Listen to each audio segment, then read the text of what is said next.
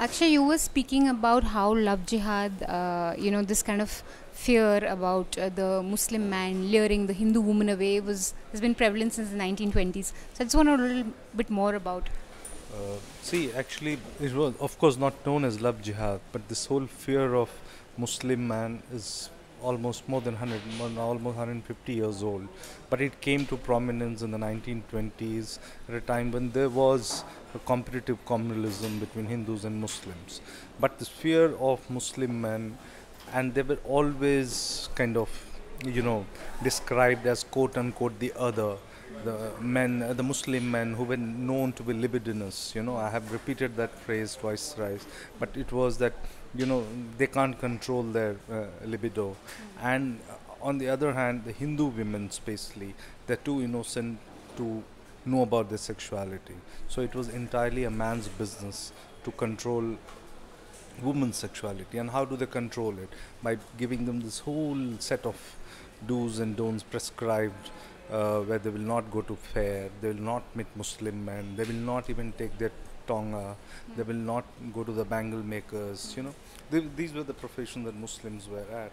Then this and there's this constant reiteration. In fact, we find in the journals of those period in 1920s, there was a big journal called Hindu Punch. They had a proper column every week.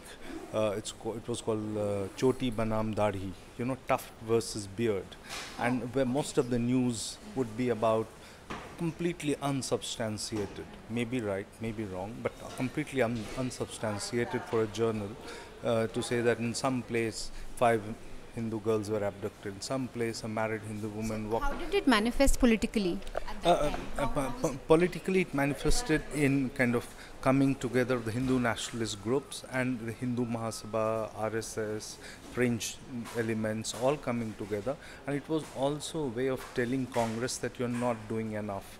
This whole what we hear about the allegation against Congress of appeasing Muslims existed then also. So you find that more and more these Hindu organizations are alleging that Congress is too much into appeasement policy of Muslims, and they're not talking about it, they're not highlighting it. So this went on, and it culminates, if you see, in the 1940s, the time, just few months or a year before partition, when you find this whole, journals, spacely run by the Hindu organizations, just doing the elaborate description of how Hindu women were raped in Bengal, in Noakhali, all the places, all the flashpoints of during violence, where violence took place during partition.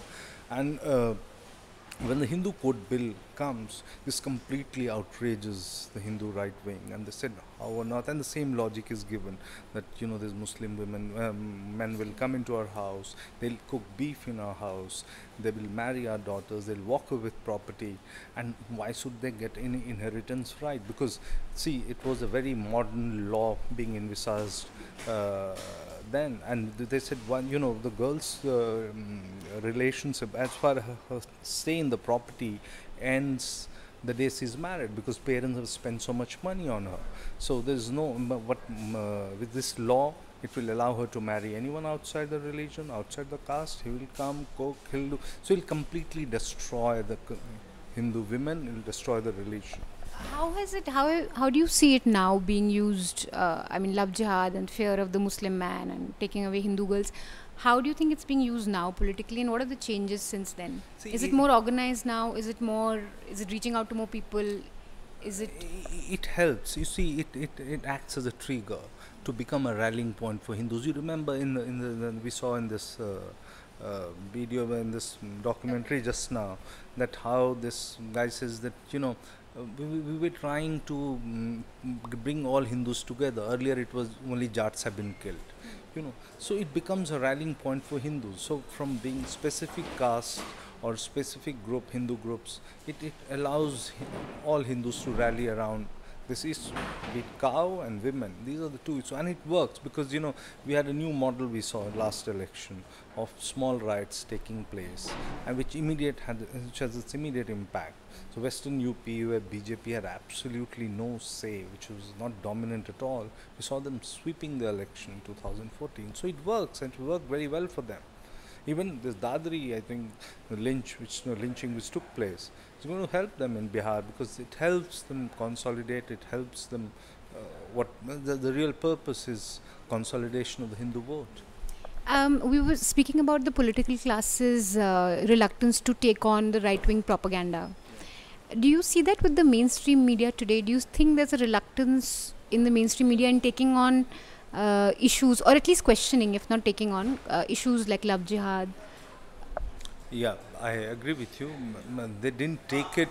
They never took it as a social problem. They'll report when the incident takes place, and then they will be done with it. But there's no analysis. There's no analysis. There is just no heart to get into it. You know, like on many other issues, we go on.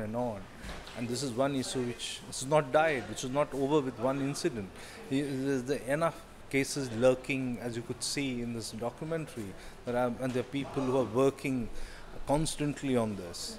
And they're so proud of it, you know. We avoided so many marriages, we abducted so many girls, and we didn't let them go with the Muslim boys. So media has it dealt with it only in a very clinical fashion, not the way it should have been seen as a larger issue, which is creating huge problems.